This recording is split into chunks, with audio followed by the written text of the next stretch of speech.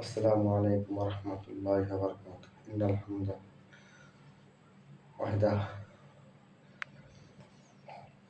الحمد لله نحمده ونستعينه ونستغفره ونؤمن به ونتوكل عليه ونعوذ بالله من شرور أنفسنا ومن سيئات أعمالنا من يهده الله فلا مضل له ومن يضلل فلا هادي له وأشهد أن لا إله إلا الله وحده لا شريك له وأشهد أن محمدا عبده ورسوله وصلى الله تعالى عليه وعلى آله وصحبه أجمعين أما بعد أعوذ بالله من الشيطان الرجيم بسم الله الرحمن الرحيم প্রিয় বিশ্ববাসী, বর্তমান সময়ে এখন রমাদান চলছে। প্রথম রমজান চলে গেল। তো আমাদের দেশে কিছু মতামত আছে তারাবি নিয়ে। কেউ বলে 8 রাকাত, কেউ বলে 20 রাকাত, কেউ হানাফি, কেউ শাফি, কেউ মালিকি, কেউ হাম্বলি, কেউ পীরতন্ত্র, কেউ মাদারতন্ত্র, কেউ সমাজতন্ত্র, কেউ গণতন্ত্র। বিশেষ করে ধর্মীয় বিষয়গুলো নিয়ে আমাদের আলেমরা মতামত করে। তো এই মুহূর্তে যেটা দরকার, আমাদের দেশে অনেক ছেলেবেলে, আমাদের ভাইরা নাস্তিক হয়ে যাচ্ছে। আসলে বিষয়টা খুবই গুরুত্বপূর্ণ।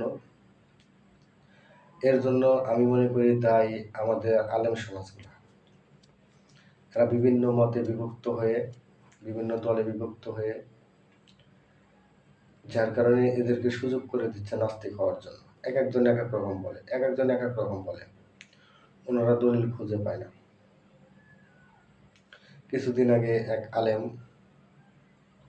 ওনার নামটা সঠিক আমার মনে নেই, উনি এখন বাংলাদেশের বাহিরে আছে। উনি সংশয় আছে কিছু প্রশ্ন নিয়ে। কেন কোনো কি আলেম নাই? উনি লাইভ আসতে চায় যে ওনার এই প্রশ্নগুলোর, এই মনের ভিতর সংশয়গুলো সমাধান করার মতো কেউ নাই।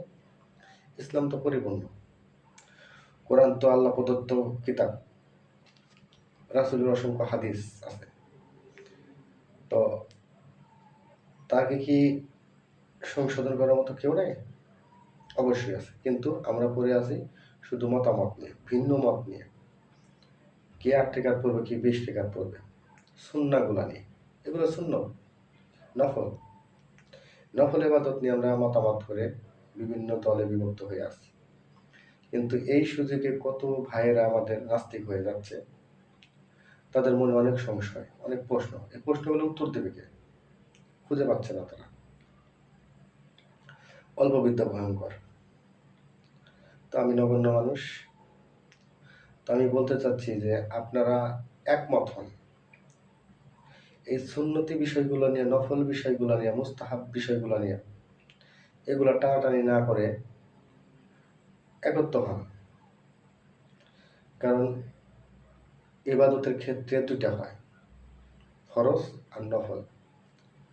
হয়তো সেই ক্ষেত্রে আমরা জানে যে আমরা অলস জাতি, সেই ক্ষেত্রে আমাদের মুস্তাহাবগণ ওনারা কিছু সুন্নত, নফল, মুস্তাহাবকে ভাগ করেছেন। কিন্তু মূলত হচ্ছে ইবাদত দুইটা, ফরজ এবং নফল। তো আমরা চেষ্টা করি, আমার এটা অনুরোধ থাকলো এই আলেম সমাজের কাছে যে আপনারা এক হন।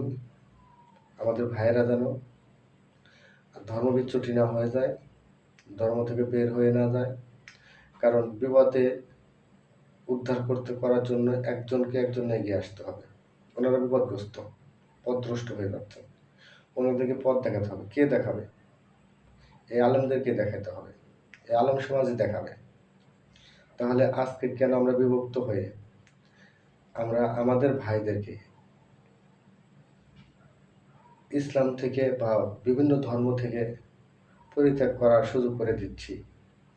আমি সবার কাছে অনুরোধ করব যে আপনারা এক প্ল্যাটফর্মে আসেন, একই কিতাব পড়েন, একই আল্লাহকে মানেন, একই আল্লাহর কোরআনকে মানেন, একই সহি হাদিসকে মানেন। হয়তো হাদিসের ক্ষেত্রে কিছু ভিন্নতা মত করেন, যেখানে আমাদের মাযহাব তৈরি হয়ে গেছে। জানি না এই মাযহাবগুলা কারা করছে। ইমাম আবু হানিফার জীবনী আপনারা পড়ে দেখেন, উনিও হানাফি মাযহাব তৈরি করে জানেন। এবং শাফি রহমাতুল্লাহ তিনিও তৈরি করে জানেন। কোনো ইমামই মাযহাব তৈরি করে যায় নাই। ওনারা বারবার বলেছেন ইজা সাহাল হাদিসু ফাহুয়া মাযহাবি, যখন কোনো হাদিস সহিহ বলে প্রমাণিত হয় ওইটাই আমার মাযহাব। সুতরাং এই সুন্নতি নফলি বিষয়গুলো টানাটানি না করে আপনার এক প্ল্যাটফর্মে আসেন, আর আমাদের ভাইদেরকে যারা অন্ধ হয়ে যাচ্ছে, রাস্তা হারিয়ে ফেলেছে, পথভ্রষ্ট হয়ে যাচ্ছে, তাদেরকে বাঁচান। আপনাদের দায়িত্ব রয়েছে, আপনাদেরকে কিতাব দিয়েছে, কিতাবের জ্ঞান দিয়েছে, আপনাদেরকেই এই পথভ্রষ্ট ভাইদেরকে আবার সঠিক পথে আনতে হবে। যদিও তারা না আসে, যেন সামনে যেন আর কেউ পথভ্রষ্ট হয়ে না যায়, সেদিকে আমাদের খেয়াল রাখতে হবে। তো আমি এই বলে আমার বক্তব্য শেষ করছি। আসসালামু আলাইকুম ওয়া রাহমাতুল্লাহি ওয়া বারাকাতুহু।